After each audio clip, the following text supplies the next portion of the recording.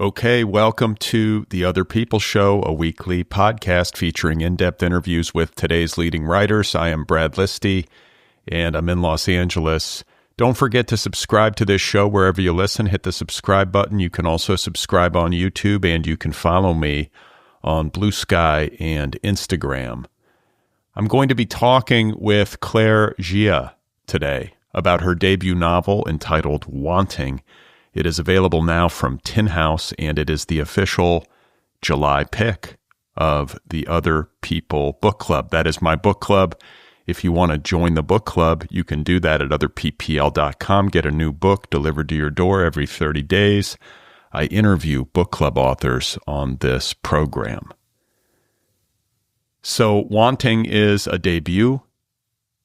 It is a novel about female friendship and desire and thwarted expectations and capitalism in America and China and cultural divides and financial divides and generational divides and youth and adulthood and coming of age and romance, among other things. I had a great time meeting Claire Gia and talking with her about her life, her work in film and television, and this debut novel of hers. Again, it is called Wanting, available from Tin House. That conversation is coming up in just a moment. A quick reminder about my weekly email newsletter. You can join the newsletter mailing list over at bradlisti.substack.com. I will let you know about the latest episodes of this program. I also share a list of links to things that I have been reading and finding interesting. So if that sounds good, sign up for my newsletter over at bradlisti.substack.com. And a quick plug for my new company. It is called Deep Dive, and it will be launching soon. Deep Dive specializes in the creation of long-form educational audio, and the debut course from Deep Dive is called How to Write a Novel. I am the host of the course, and it features more than 50 hours of never-before-heard conversations with dozens of today's leading writers, including people like Emily St. John Mandel, Steve Almond, Melissa Broder, Vivi Ganesh, Ananthan Chista Hakpur, Matthew Salasis, Antoine Wilson, Stephen Graham Jones, Deb Olin Unferth, Madeline Lucas, Lynn Steger Strong, Hannah Petard. There's more than 36 authors and instructors in the course, and it's coming soon. So if you want to join the waitlist, you can do that at www.deepdive.audio, and of course I will keep you posted here on this program. You can also follow Deep Dive on Instagram and Bluesky. So once again, today I will be in conversation with Claire Gia, author of the debut novel Wanting, available now from Tin House. It is the official July pick, or it was the official July pick of the Otherppl Book Club. Claire is a writer originally from Illinois. She now lives and works in Los Angeles. Her writing has appeared in the New York TimesModern Love column, the Rumpus, Reductress, and other publications. She writes for TV and for video games, including the 2024 Peabody Award-winning We Are OFK. So really great to meet Claire. She was an absolute delight to talk with, and this debut novel of hers is excellent. So let's get to the dialogue. Here I am with Claire Gia, and her new novel, one more time, is called Wanting. I started this book when I was a very naive 20-year-old in college. I started truly over 10 years ago. I wrote it. So basically a little bit about me is I never thought I was going to be a writer or anything in the arts. I wanted to be the U.S. ambassador to China. That was my main goal as a kid growing up. And I studied poli-sci, international relations in college. And then as the years went on throughout school, I was like, I find this actually really boring and I don't want to do this. And I don't really understand politics in a lot of ways. Okay, so wait, I got to interrupt you. First of all, where did you go to college? I went to Amherst College, Massachusetts. And then to be a child and to have the ambition Yes. to become the U.S. ambassador to China, Yes. that's pretty specific. Yeah, really specific. Just like really like wanted to just work as a diplomat for the president. So. And to make what, relations better? Did you see yourself? Was there some idealism that was driving this sort of ambition? Oh, absolutely. I feel like I've always been an idealist. And I think even despite being very jaded now, I'm still an idealist. Growing up, my mom is a Chinese teacher, and growing up, my parents didn't really care if I was good at anything except for Chinese. So that was like the main thing in our home that was emphasized. We would like only watch Chinese television. Like my mom would teach me Chinese and then bring me back to Beijing during summers to learn Chinese with my grandmothers. So both of them taught me. It was like very intense, 3 hours a day, every day during the summers. And it was just like, I was surrounded by that in our household. So I feel like I just always knew that I wanted to do something with China. And back then it was like, let me approach it from so it was like my mom wanted me to go to Chinese, but she also she was always like, the big lesson for me was always, you have to be kind. And so she wanted me to make the world a better place. And then also wanted me to go to Chinese. So like in my brain, for me, I was like, the most amount of impact that I can have is by going into politics or doing something involving power. So then I was like, a diplomat between US and China to heal the relationship between these two nations. Me at like age 11 being like, this is what needs to be done. Okay. Yes. So are you first gen American? Yeah. So my parents came to Chicago, where I'm from, for grad school. And then I was born there. And yes, so the first generation to grow up in America. Yes. Okay. So usually, I mean, I think, or I should say historically, first generation kids are not encouraged necessarily to speak the language of their parents because their parents want them to assimilate. Like I remember, my dad is of Sicilian descent on his paternal side and kind of grew up in this enclave of immigrants in South Louisiana, of all places, where there are lots of Sicilians. And I remember saying one time, like, God, I wish I would, because my grandfather spoke Italian and my dad didn't. And I was like, well, shit, why didn't they pass this down? I'd love to know Italian. And he was like, we weren't allowed. Exactly. We were encouraged to not learn it because it was better to just speak English and to be kind of assimilated and mainstreamed. No, this is like, thank you so much for that. I mean, you're so right. Especially I think amongst Chinese immigrants, I like to sort of think about different Asian immigrants, and I feel like Chinese immigrants are maybe the most, I mean, this is maybe a huge generalization, but I feel like they really like went on that assimilationist track very hard. And so most Chinese Americans, like children of Chinese immigrants that I know, Chinese education was not emphasized. And I feel like, my friends growing up, most of us went to Chinese school, but it was kind of like a Saturday Chinese school, but most of us hated it. Most of us, the parents just sent them because they felt like they should, but then they stopped after a few years. And so I would say most Chinese American friends of mine don't really know how to speak it very well. Most understand it, but like really can't speak it very well, or certainly can't read or write it. And that's just I feel like that's just very sad, and it's not anyone's fault. I think that the culture at the time was just, you got to speak English. You got to assimilate.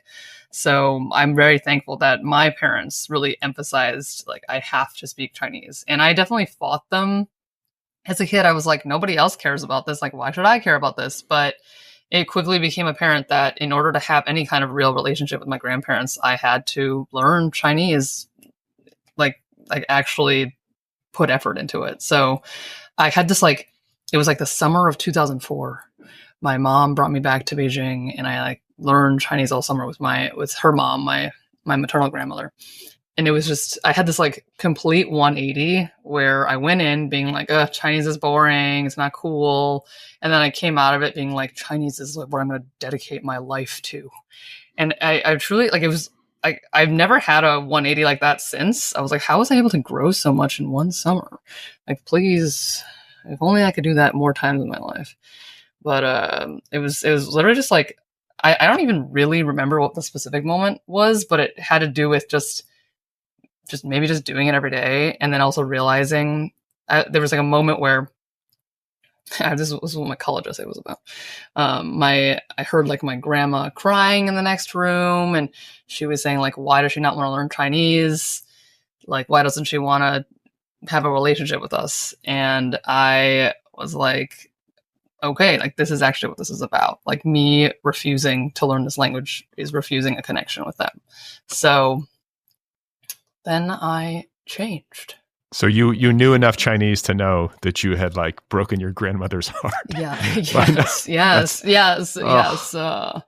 Yes. So I at least could understand that. And so I was like, okay, I'm gonna let me fix this. I'm gonna pay attention now. It seems like a very difficult, like totally, I've never studied Chinese like for a minute in my life, but it seems like a very difficult language to learn. And it's like to write it, like the pictographic aspect of writing it, like it just seems overwhelming to me. Is that the case?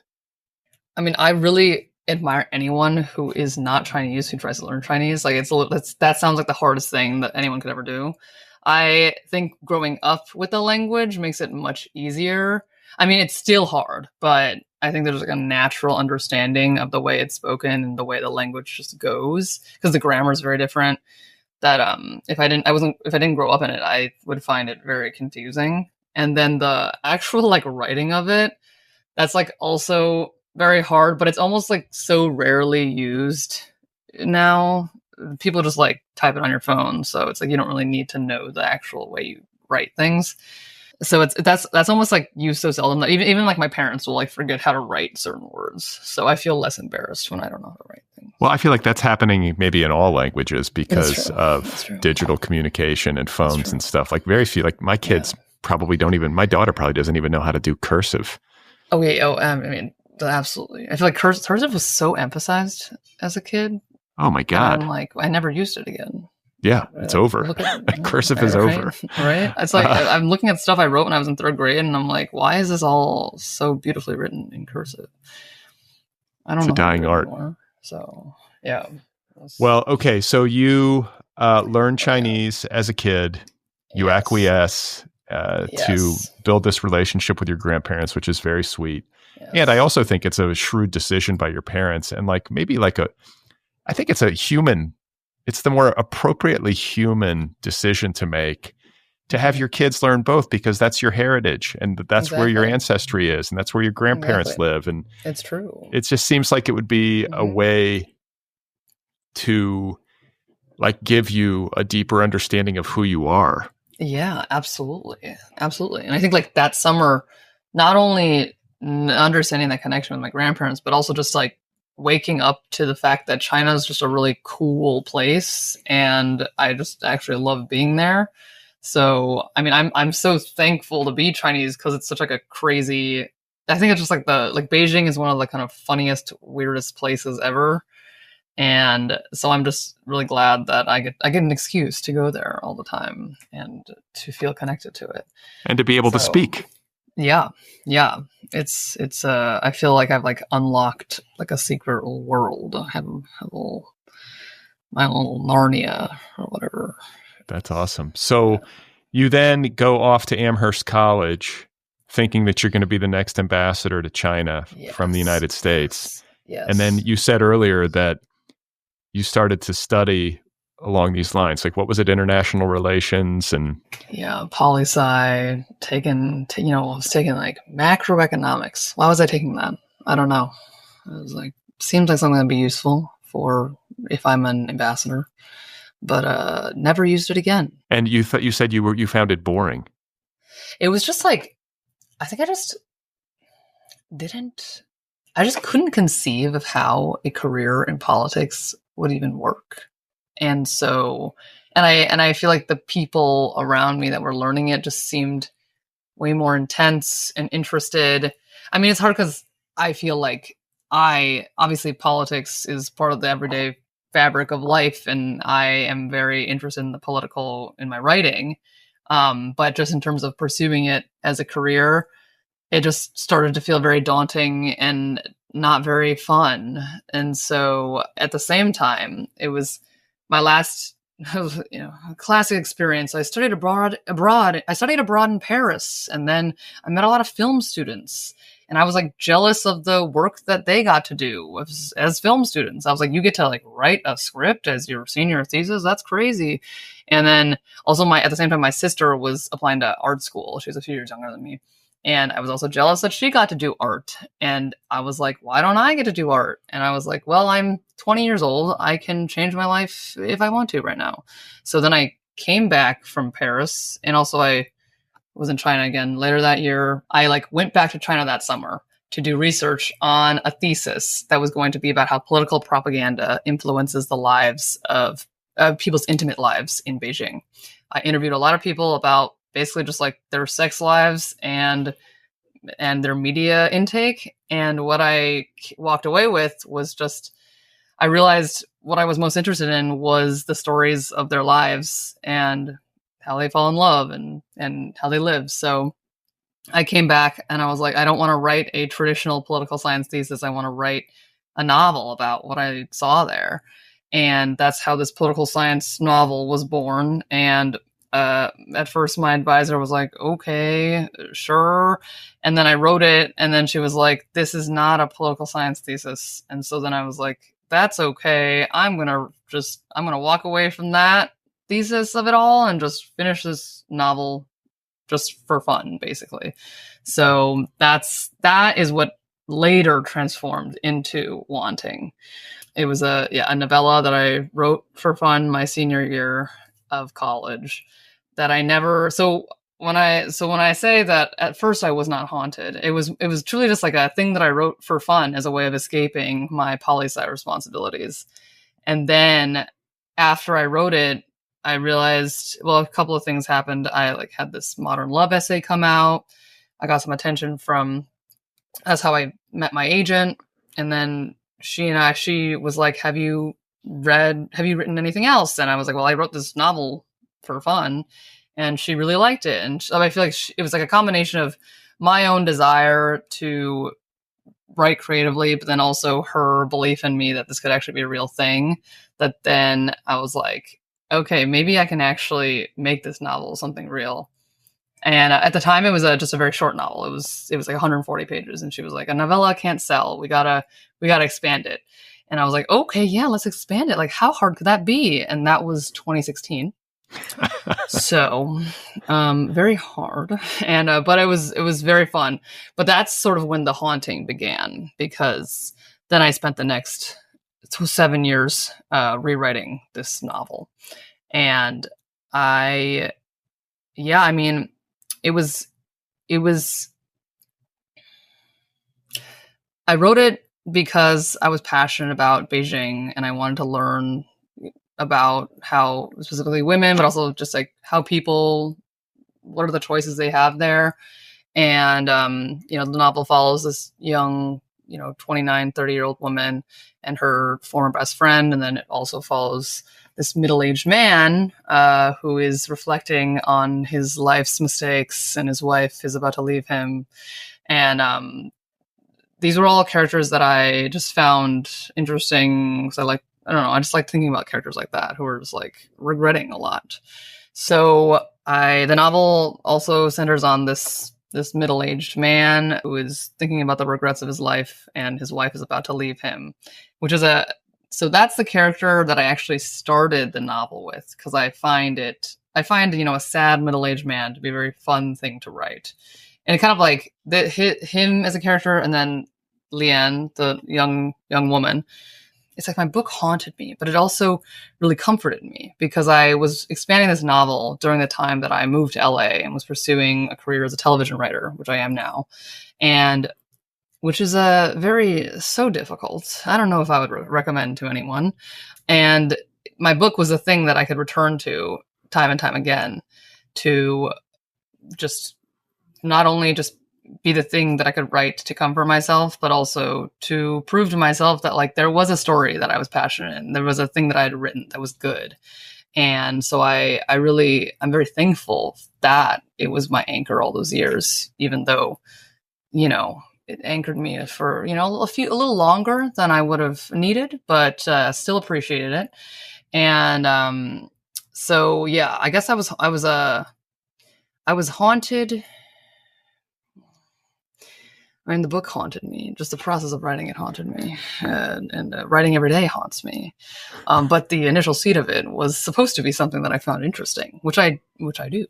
Okay, so just so that I'm clear, the novel or the novella that you wrote in college as a way of avoiding your political science thesis, yes, featured the architect, or did it feature Leanne and Wenyu? So it featured the architect and it featured Lian, but however, Wenyu was a character that came in later. It used to be about a different friendship between Lian and someone else, who was a girl who came from the provinces to Beijing looking for opportunity. The novel used to be a lot more, and I think it's because it started out as this like anthropological look at Beijing. It used to be a lot more about the difference in choices between a woman that grows up in Beijing versus a woman that comes to Beijing, and just like, what are the different choices you have depending on where you're born in China. But as I wrote the novel, I realized that this was not really a story that I could tell, that it just really didn't really make much sense for me to tell it because it was so far from my own experience. Like I could have done more research and gotten really deep and into that viewpoint, but I just didn't think that I personally had anything valuable to say about that. So I pivoted the story to be more about a friendship between Lian, the woman who was born in Beijing and stayed in Beijing, and Wenyu, the girl who left Beijing for America. I felt like that was a lot closer to my own experience, and I had more interesting things to say about that dynamic.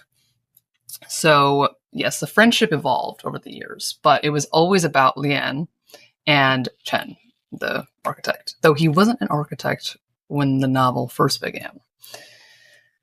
Yes. So a lot changed. A lot changed, definitely. Yes, so much. The story completely changed. The structure changed a lot, but the one thing that never changed was the two POV characters. And the title of the novel is Wanting, and I'm just curious to know at what point the title became apparent to you, and maybe your understanding of the story that you were telling and this theme of desire like crystallized. Was it early or did it come later? So there's a two-prong answer to this. The title was a collaborative effort between me and Tin House. My novel actually went on submission with a different title. And the journey of titling my book was very difficult. I never had one title that I was like, this is the thing that encompasses everything in the book. I always felt like if I could have had a title like that, then I could have solved the problem of my novel. But I think Wanting, ultimately the title that we all landed on, really captures so many of the themes of the novel so brilliantly. Like I'm very thankful that we chose that in the end, because yes, the themes of desire were there from the beginning. My novel has always been about people who are searching and wanting things, but don't know how to get there, or don't feel like they're the kind of people that can get the things they want. So the title works well, both in the action of desiring, but also in the adjective sense of it, being left wanting. These people are all people who feel like there's something lacking in their lives. So it's that lack that really drove my characters' journeys in the book. So and that's the way it's always been. And I think as the book evolved, my characters' goals became a lot more crystalline. I feel like in the past they were a lot more unmoored and searching for something to want, which I feel like is also a sort of wanting. But the specific desires I sharpened them over time. And I feel like if we had to drill down, especially like the Lian and Wenyu characters who are, they're friends, it comes down to love and money a lot of the times. And I think I guess that's what it comes down to a lot of the times for people, period. Mm-hmm. But Wenyu is the one who ends up moving to the States. I think Leanne wants to, like, has dreams of going to college in the States at an elite university, but doesn't get the opportunity. And then Wenyu is more of like the slacker, and she ends up getting sent to San Jose to stay with a family friend, right? Yes. So she gets the ticket to America and then ends up in San Francisco and meets a guy who's like a tech bro and has some money, and she becomes like an influencer and kind of lives, I guess, some contemporary version of the American dream. But then becomes, I think, a little bit disillusioned by it. Like, she kind of goes all in on the influencer thing. And I got to say, that part of the book rang really true for me, but it also unnerves me because I'm a father and I see kids these days and how basically all of them want to be influencers, and they all have this really natural facility and fluency with like the selfie videos and the YouTube speak of it all. And it gives me the creeps. I'm just like, this can't be it. Like, we all become essentially like little, we kind of monetize our selfhood or something in a way that's really crass. And I don't know. I guess my hesitancy is just like, I don't know if that's going to lead you to happiness. I know. I'm very scared of it as well. Though I can also totally understand it, as someone who literally chose an artistic path because I was like, everything else is too boring. I can definitely understand the motivation of like wanting to be an influencer because everything else seems boring. And it also seems too hard to make a life in this society. So I think everyone is kind of just playing the lottery to see, it seems like playing the lottery is about, you'll get a good life with about the same amount of chances at random, it seems, at this point. So I both am scared of the kind of society that births a desire to be an influencer, but I also can totally understand Wenyu's path and how she became one. And for her, it's something that she started for fun, and then the opportunities came in, and her life just became this way. Like, I think I'm very interested in characters whose lives become just almost out of their own control. She didn't plan to become an influencer at all. It just sort of snowballed and became that way. And same with Leanne. Like, Leanne wanted a different life than the one that she has now, but one step led to the other. And then she ended up on a path somewhere far away from what she'd always imagined, which is, I think, the way that all of us walk our lives. So I was very interested in characters that become things that are totally not what they imagined, even though step by step it seemed sensical at the time.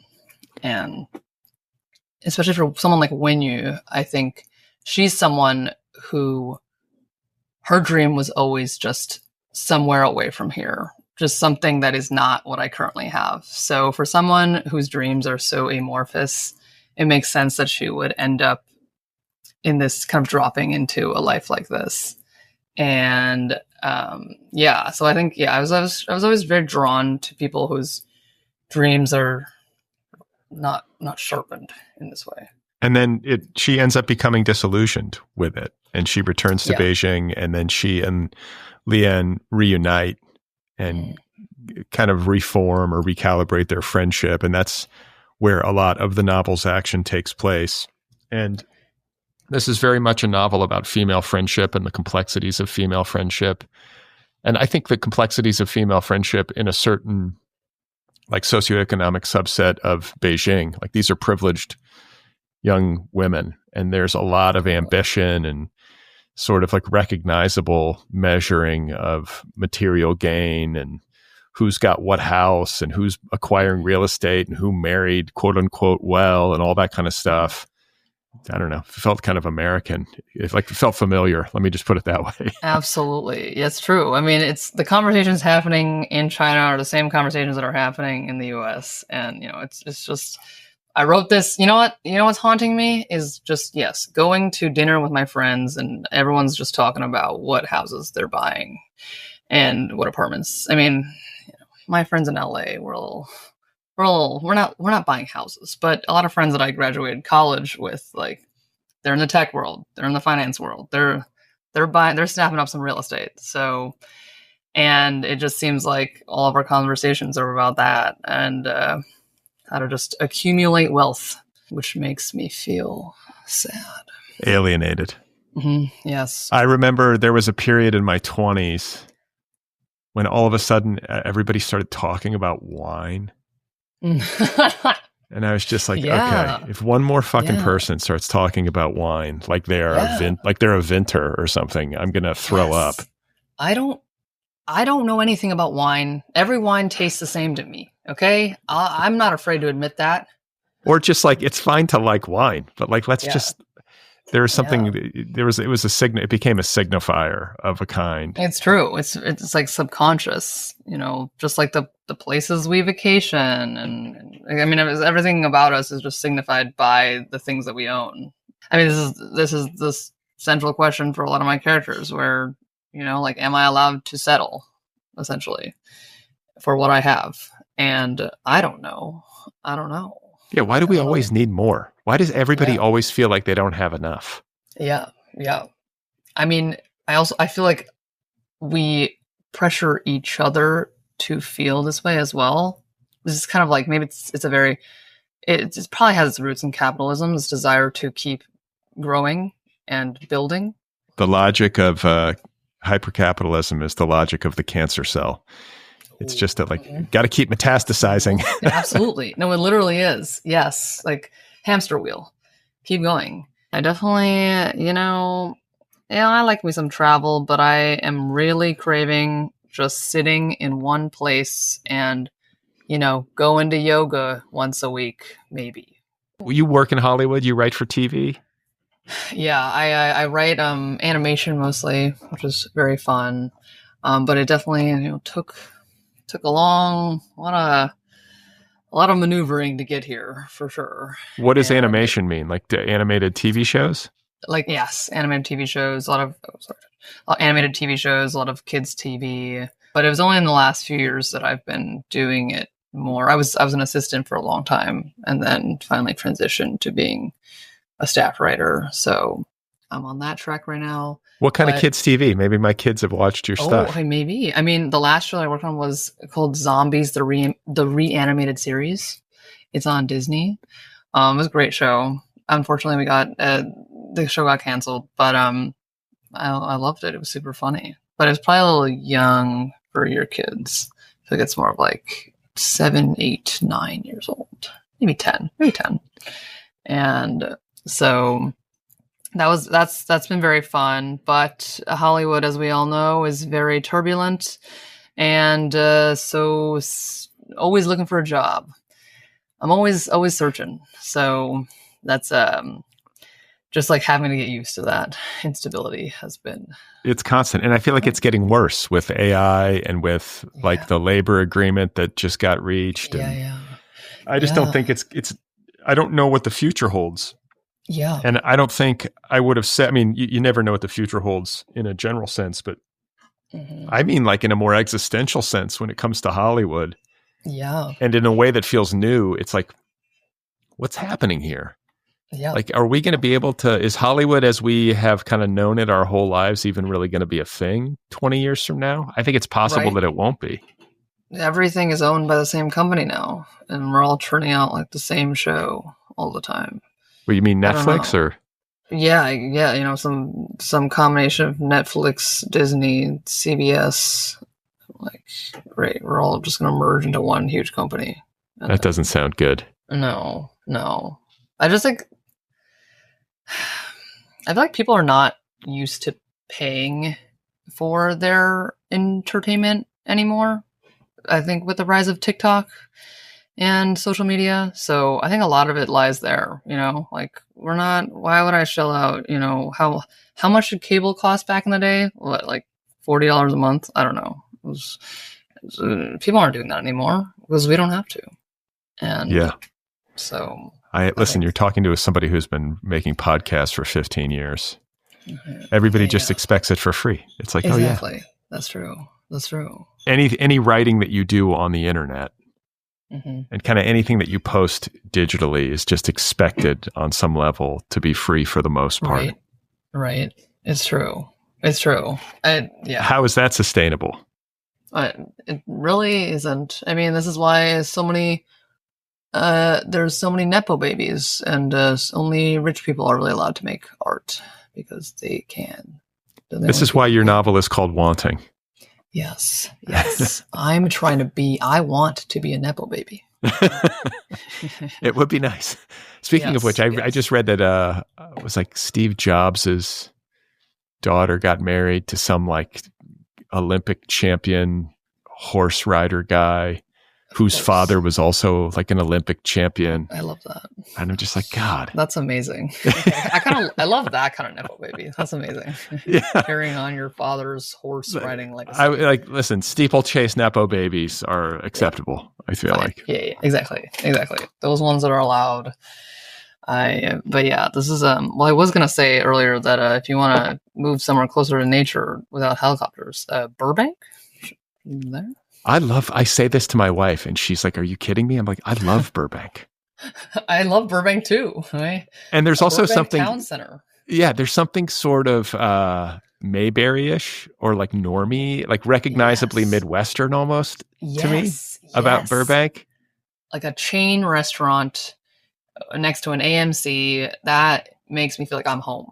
Right. Mm-hmm. And it's also clean. I feel like, and like I drive past that public high school in Burbank and I'm like, oh, like this is nice. Like, great. Yeah. So maybe I'll end up in Burbank one day, or I'll end up out in like La Cañada, Flint Ridge. La Cañada, Flint Ridge. Yes. No, we are all destined for La Cañada, Flint Ridge, honestly. Okay. So I want to talk with you a little bit more about like your formation as a writer of fiction from an influences standpoint. Like, are there literary heroes that you could point to or books that you feel like maybe helped to form your creative DNA in a literary sense? So when I was a kid, I really liked writing, but my parents were like, you can't find work as a writer. They were right. And I really I drank the Kool-Aid. I was a very good kid. I was like, parents said it, they're right. So I was like, I'm not going to be a writer. And that's what started the whole ambassador route. But I remember, me and my friends would like write fantasy novels together. And so I always like had this love of writing. And, but I was like a really slow reader as a kid. And now I guess never really learned how to read in some ways. And so I basically in high school, the media that I consumed was all like Chinese television. So I think a lot of my way that I write stories is informed by this like Chinese soap opera formula in some ways, which is effective sometimes. But we watch like palace dramas. We watched a lot of Japanese invasion of China dramas. Me at age 12, just watching stuff about the rape of Nanking. Just really really good child friendly stuff. So that was, I feel like before college, that was legitimately like the only things that I consumed in terms of just content or just like TV, movies, or books. And then in college onwards, I feel like I finally discovered some writers that I liked. And when I decided I wanted to pursue writing for real, it was writers like Lori Moore is one of my favorite is probably my favorite writer. She's just the funniest person, the funniest writer. She just really knows how to turn a phrase. And I feel like her collection, like Birds of America, is one of my favorite books ever written. I also really like the writer Jenny Zhang. Her collection Sour Heart was really influential to me right out of college. And a lot of the writers that shaped me were around the end of college and going into my 20s. Like it really was like that time that I started. Like when I say that I learned to read after college, it's not really an exaggeration. I really just finally was like, oh, actually, I do like reading for fun. And my whole life up until this point has been about fulfilling assignments. So what is it like to actually read a writer because I admire their writing and not because some professor told me to. So I discovered these writers, 2013 onwards, 2014, around the end of college. And so, yeah, those two writers, Jenny Zhang is such like a singular voice. She's not afraid to be disgusting. I just love how gross her writing is. So I've always been drawn to writing that's very full of voice. And I think, I'm still working on being able to write a sentence the way Laurie does. So I think my novel definitely is more. My novel's not very similar to her work, because I think it's a lot more about like a lot more plotty and not as, I'd love to be as good as her on a sentence level one day. So, but not to say that my sentences are bad, but you should all read they're my lovely still, thank you. But Laurie is a high bar. High bar, exactly. So that's what I'm always kind of aiming towards. And so, yeah, definitely her. And then I feel like I didn't, and then obviously Elena Ferrante, my brilliant friend, is probably the biggest comp to my book that had really I was going to say, that's in the reviews. They make that comp. Was it a book that influenced you? Did you read that and really respond to it? So I didn't read that until halfway through my writing process. And that really finally helps me to sharpen the neuroticism of my character much better. I just didn't discover her until a few years into my process. And I really no one writes a neurotic friend like Elena Ferrante. So I definitely emulated her style.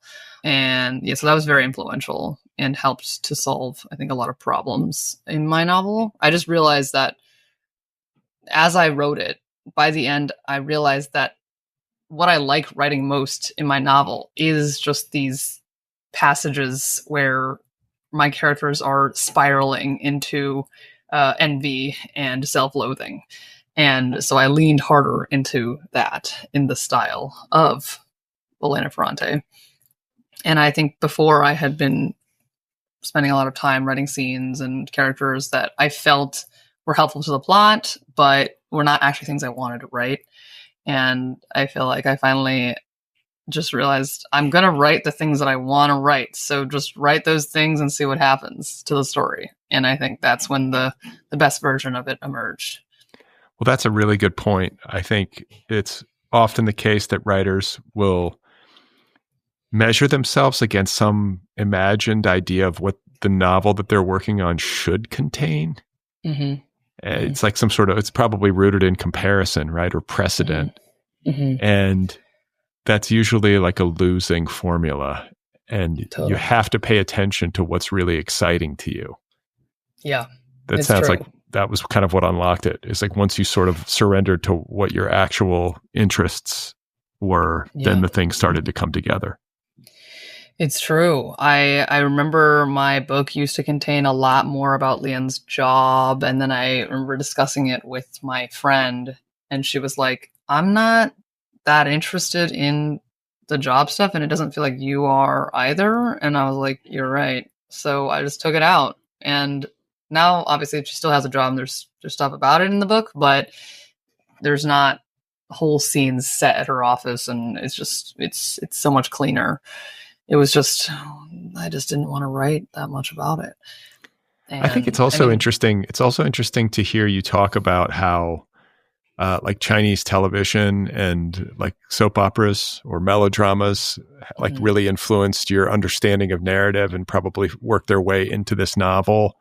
Yeah. I'm always fascinated by the question of how these different media might shape our understanding of narrative and might even directly influence a project. Like it's calling to mind a conversation that I had years ago with Matthew Salisis, who wrote a novel called The Sense of Wonder, which took as its in like one of its primary sources of inspiration, K-drama, which I have to confess, I still have not watched a K-drama. I probably should. I probably would love it. But like, I just think it's interesting because on the surface, if you told somebody that Chinese soap operas influenced your like auspicious literary debut, it might not seem like the most direct line, but I think sometimes disparate influences and things that might be at a remove from the project that you're working on can inform it in interesting ways.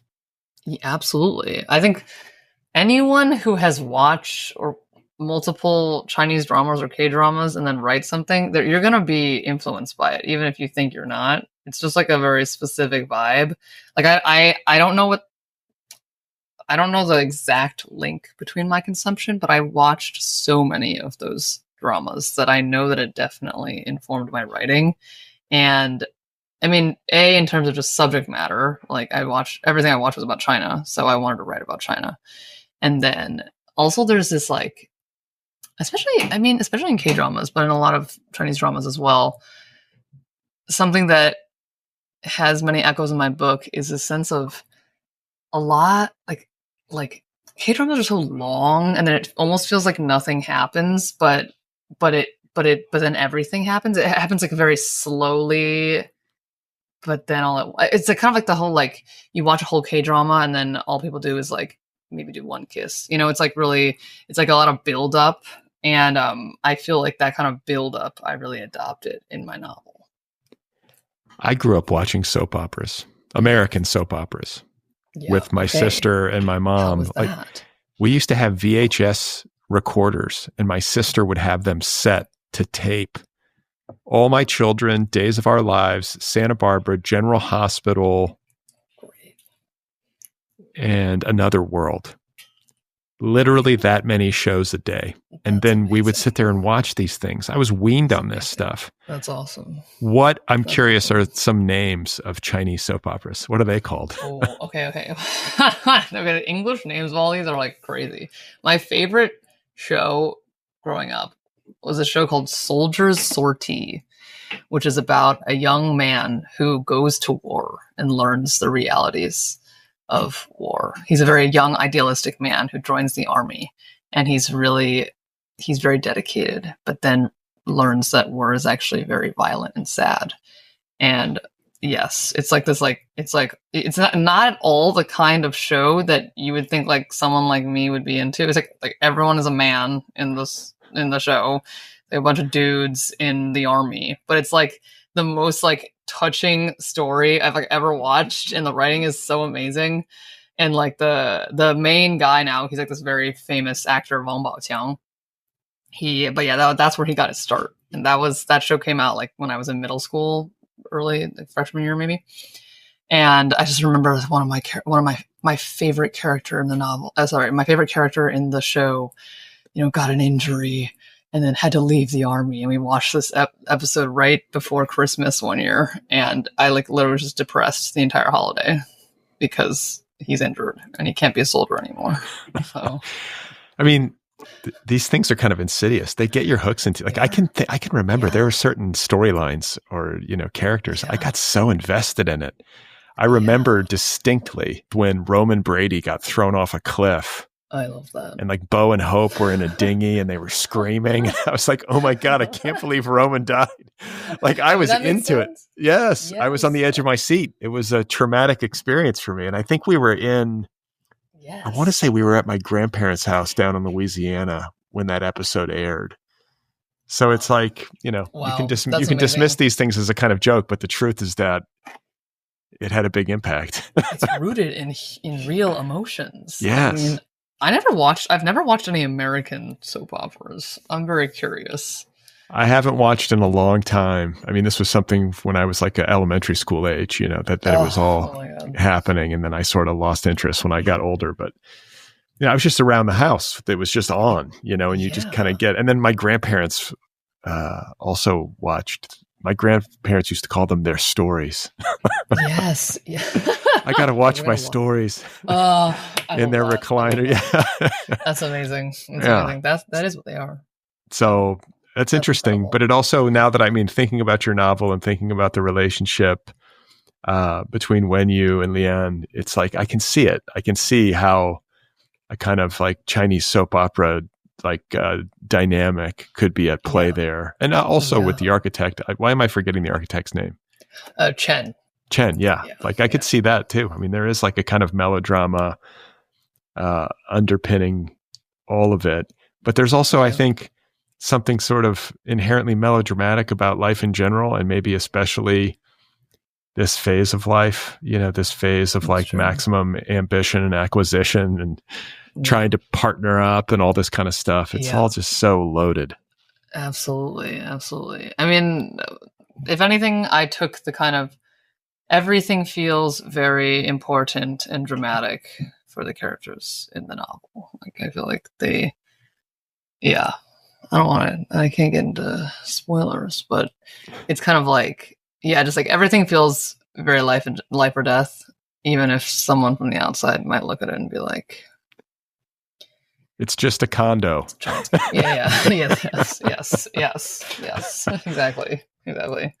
So I always end by talking with my guests about whatever else they have in the pipeline. I know we've talked about you writing for animated television, and we obviously have this book, which is your debut. Is there another book in the pipeline? Are you working on something else? Or are you just celebrating this one? Like, where do you see things going from here?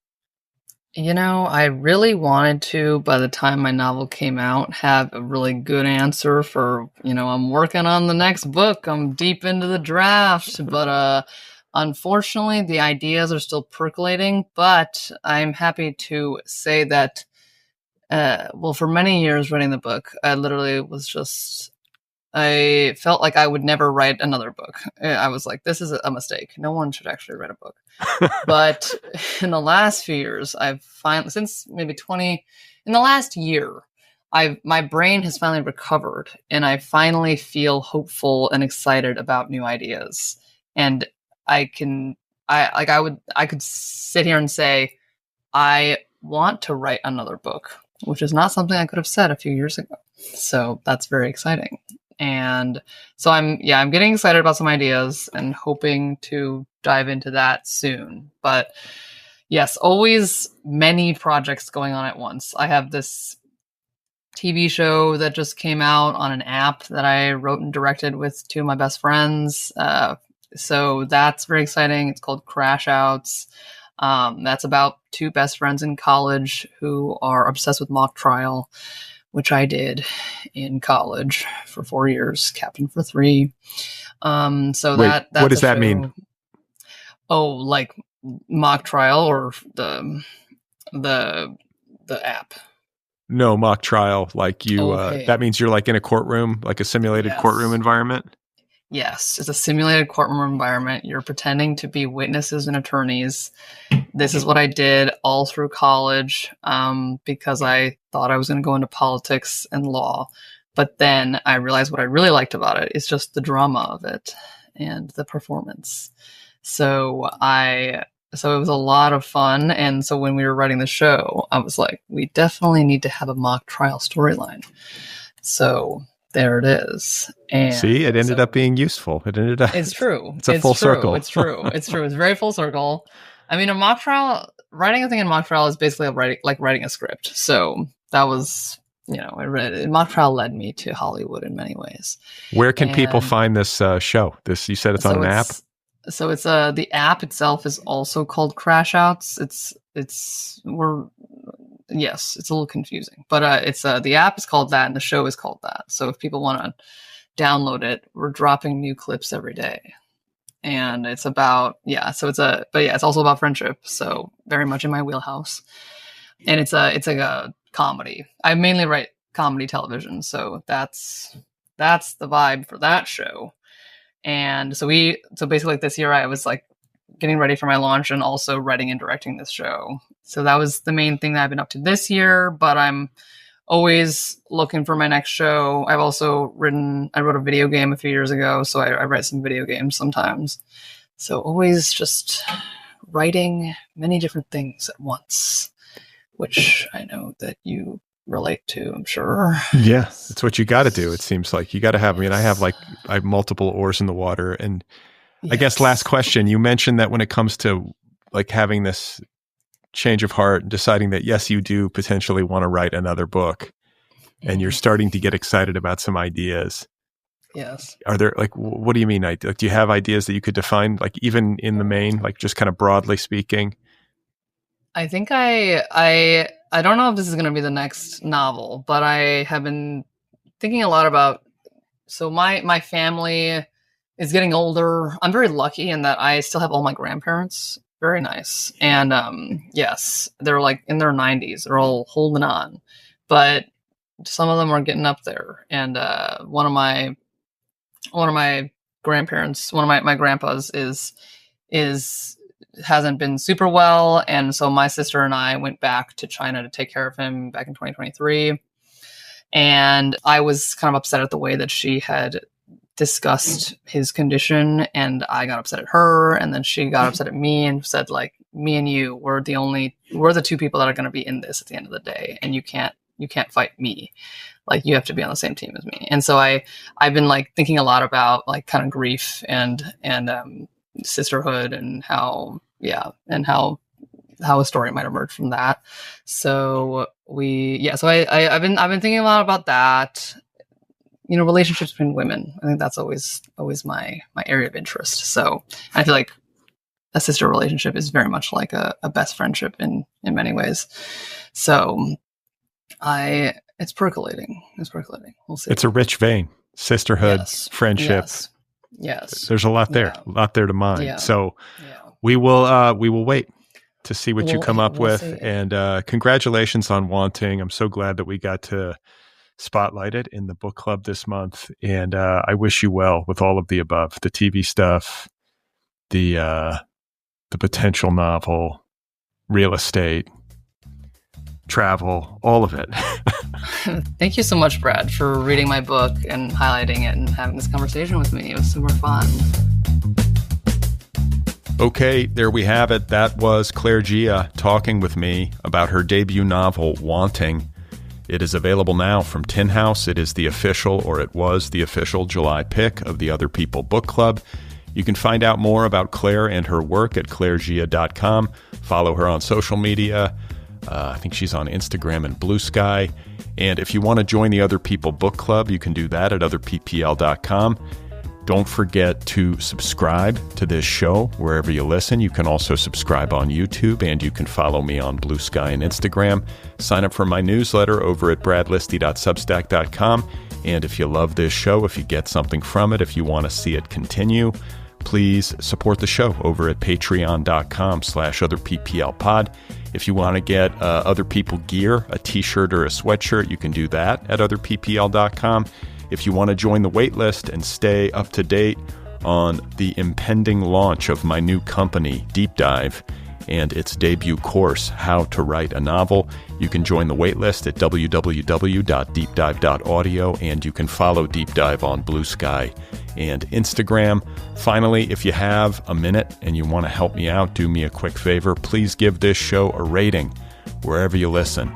So Apple Podcasts or Spotify, whatever it is, rate it, review it. It helps the show find new listeners.